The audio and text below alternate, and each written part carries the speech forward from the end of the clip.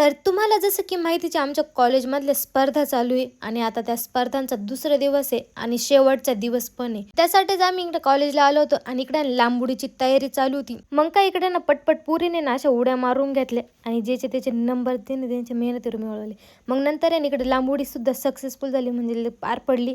आणि मग त्याच्यानंतर थोड्याशा ब्रेक नंतर ना आता क्रिकेट होणार होतं आणि मुलं आणि मुलींचं क्रिकेट होणार म्हणजे वेगवेगळं होणार होतं. मग इकडे आहे ना लगेच आहे ना गुले मॅडमनी ना इकडे टॉस करून घेतला आणि मग आमच्याकडे ना बॉलिंग आली होती आणि इकडे सगळी टीम आहे तयारी करत होती कोण कसं करणार फिल्डिंग वगैरे.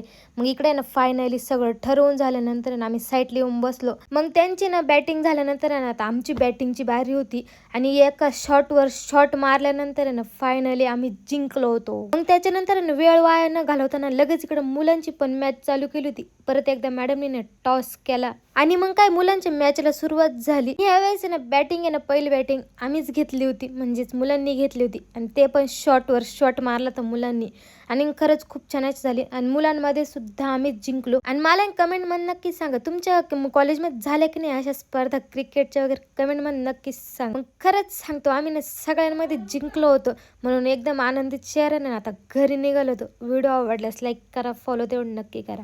धन्यवाद.